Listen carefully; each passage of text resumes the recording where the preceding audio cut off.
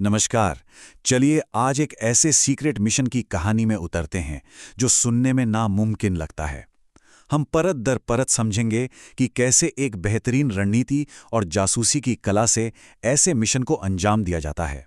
सोचिए, मिशन की पहली लाइन ही ये थी, हमें उसकी लाश चाहिए और दुनिया को लगना चाहिए कि वो अपनी मौत मरा है। रॉड चीफ की ये एक लाइन ही इस ऑपरेशन की सबसे बड़ी चुनौती को साफ कर देती है। मतलब एक छोटी सी चूक और दो देशों में जंग छिड़ सकती थी। तो इस इम्पॉसिबल मिशन का पहला पड़ाव था प्लान बनाना। टारगेट कौन है, वो है कहां, और सबसे बड़ी बात, आखिर इसे इम्पॉसिबल कहा ही क्यों जा रहा है। टारगेट था जलालुद्दीन, कोई छोटा मोटा अपराधी नहीं, बल्कि लश्कर का वो खूंखार कमांडर जिसने भारत के 3 बड़े शहरों में धमाके करवाए थे। और वो छिपा कहाँ था? रावलपिंडी के कैंप 4 में। मतलब पाकिस्तान का सबसे ज्यादा सिक्योर मिलिट्री बेस, एक ऐसी जगह जहां हवा भी पूछ कर अंदर आती हो। और यहीं पर मिशन का सबसे बड़ा पेंच था। जलालुद्दीन को खत्म करना था, पर एकदम खामोशी से। कोई धमाका नहीं, कोई गोली नहीं, कोई सुराग नहीं। मौत ऐसी दिखनी चाहिए जैसे बस कुदरती हो। ऐसा क्यों? ताकि दो देशों के बीच एक भयानक जंग को टाला जा सके। तो इस काम को अंजाम कौन देगा? एजेंट कबीर। किसी भी डीप कवर मिशन का आप कह सकते हैं पहला रूल होता है, अपनी पहचान को मिटा दो, एक जिंदा भूत बन जाओ।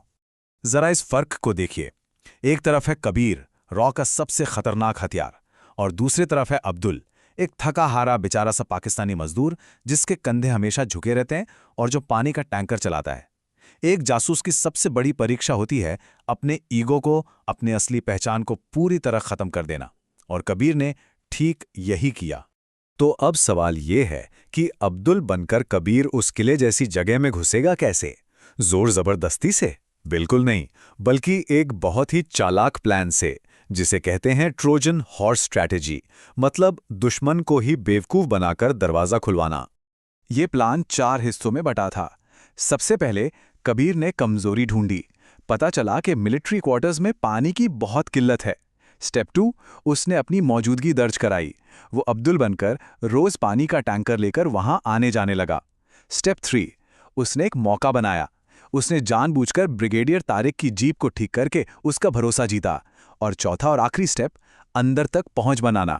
ब्रिगेडियर इतना इंप्रेस हुआ कि उसने अब्दुल को कैंप के अंदर एक कॉन्ट्रैक्ट ड्राइवर की नौकरी ही दे डाली। प्लान कामयाब रहा। अच्छा, कैंप के अंदर पहुंच तो गया, पर अब क्या?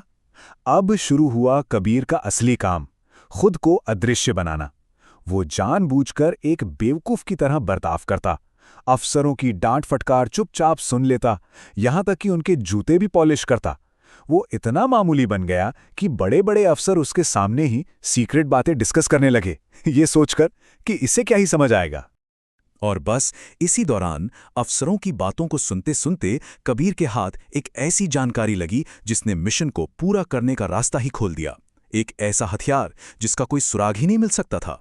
वो खुफिया जानकारी थी कि गेस्ट हाउस नंबर 3 में जो खास मेहमान ठहरा है, यानी जलालुद्दीन, उसे अस्थमा की गंभीर बीमारी है।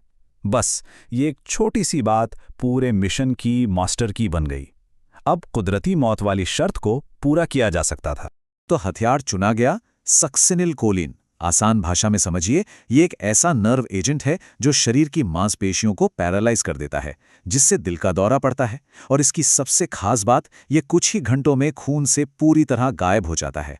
मतलब पोस्टमार्टम रिपोर्ट में मौत एकदम नेचुरल लगेगी। लेकिन इस जहर को दिया कैसे जाएगा? यहीं पर आती है असली जासूसी की कला। इसे एक मामूली सी कैसियो घड़ी में छिपी एक बहुत ही बारीक सुई के जरिए दिया जाना था। सोचिए, एक ऐसा डिवाइस जिससे कोई भी सिक्योरिटी चेक पकड़ ही नहीं सकता था। और अब हम पहुंचते हैं ऑपरेशन के क्लाइमैक्स पर, आखिरी दांव, और उसके बाद भागने के लिए सिर्फ 10 मिनट। ये आखिरी बाजी 3 कदमों में खेली गई। पहला, गेस्ट हाउस की पानी की लाइन खराब की गई ताकि अंदर जाने का बहाना मिले। दूसरा, असली प्लम्बर को रास्ते से हटाकर उसकी वर्दी और औजार ले लिए गए। और तीसरा, प्लम्बर का भेस धरकर एसएसजी कमांडो की नजरों से बचकर टारगेट के कमरे तक पहुंचना। और फिर एक बंद बाथरूम के अंदर खामोशी में एक जानलेवा लड़ाई। कोई शोर नहीं, कोई गोली नहीं, बस हाथों का इस्तेमाल, और अंत में घड़ी से निकली उस सुई की एक चुभन। बाहर जो गार्ड्स खड़े थे उन्हें कानों कान खबर तक नहीं हुई। अब शुरू हुई वक्त से रेस। जहर देने के 3 मिनट के अंदर कबीर प्लम्बर बनकर बाहर निकल गया। 7वें मिनट में वो पानी का टैंकर मेन गेट की तरफ दौड़ा रहा था और 10वें मिनट में वो गेट से बाहर था, ठीक उसी पल जब पूरे कैंप में खतरे के सायरन गूंजने लगे। तो आखिर में क्या हुआ? खैर, दुनिया के लिए कहानी कुछ और ही थी, लेकिन पर्दे के पीछे ये एक खामोश लेकिन बहुत बड़ी जीत थी। अगले दिन के अखबारों में एक कोने में छोटी सी खबर थी। रावलपिंडी में एक अनजान बूढ़े आदमी की दिल का दौरा पड़ने से मौत हो गई।